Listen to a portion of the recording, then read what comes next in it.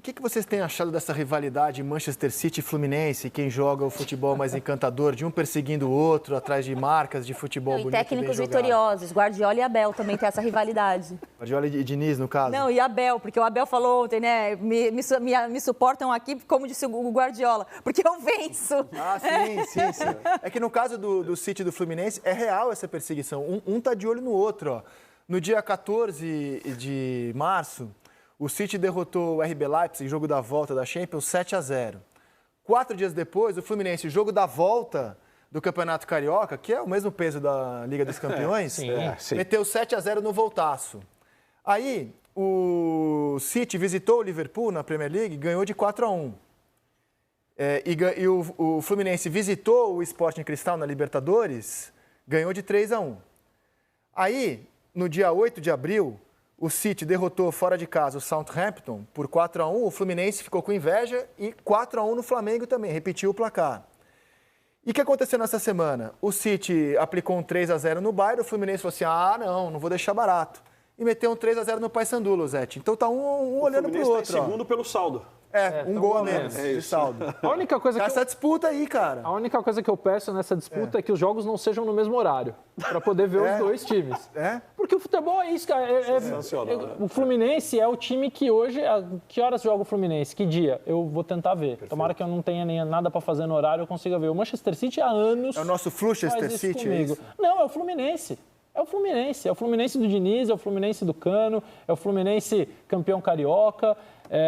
E futebol é produzir sensações nas pessoas que estão vendo. O encantamento vem daí. Quando a gente vê flamenguistas tirando foto com o Cano, vem da sensação que o Cano provoca nas pessoas. E você não precisa que o teu ídolo seja só do teu time. Exatamente. Tem gente que tira foto com o Gabigol também, né? Exatamente. Torcedores...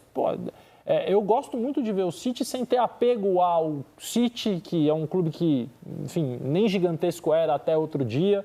É pelo que ele me produz. Eu vejo o City e eu fico feliz, eu sinto prazer, eu falo que jogo gostoso. Você sentiu felicidade assistindo ao Fluminense ontem? Então roubemos aqui os melhores momentos para deixar Luzete e a nossa audiência ainda mais feliz. Então. Muito feliz. O Fluminense, primeiro, é um time maduro, porque enfrentou um Paysandu muito compacto, muito recuado, com uma linha de 5 atrás várias vezes e deu uma leve mudada no seu jeito. Não é algo inédito, o Arias jogou como um ponta bem aberto, se mexendo, se movimentando muito menos do que ele costuma fazer, colado na linha lateral do lado direito para tentar abrir um pouco essa defesa do Paysandu.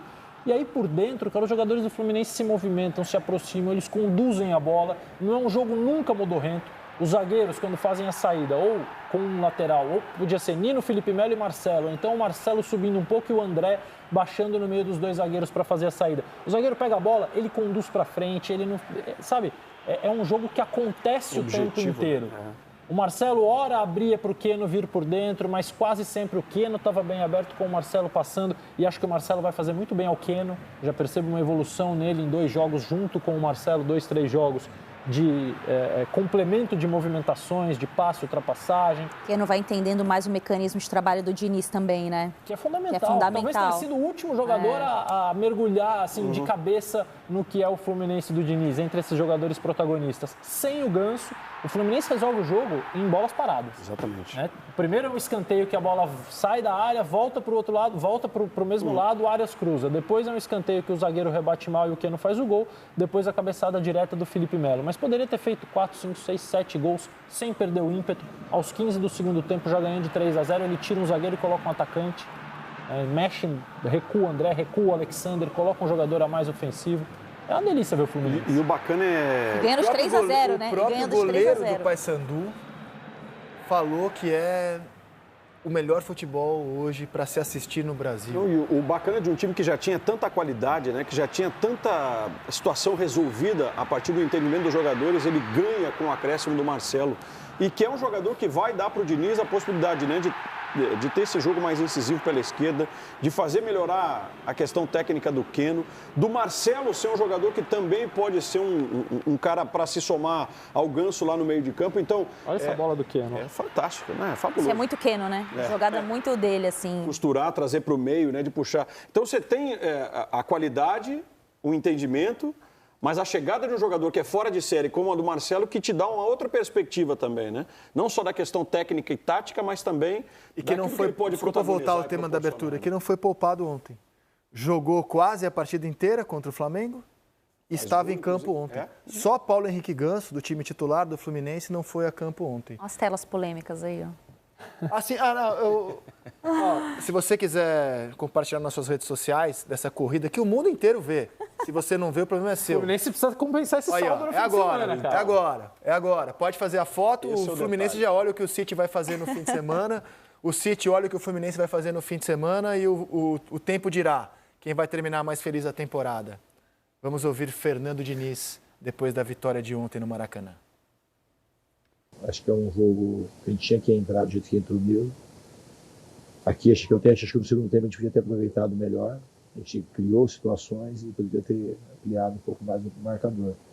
Mas, de maneira geral, assim, de vontade, de poder se proteger, de não dar chance ao adversário, acho que isso a equipe cumpriu de maneira muito positiva. A gente tem que tomar cuidado, Marcelo, ele vinha de um tempo de ausência, sem jogar. No campeonato de lesão e também estava sem jogar de titular lá na Grécia e as últimas 2 temporadas do Real Madrid ele tinha jogado menos também.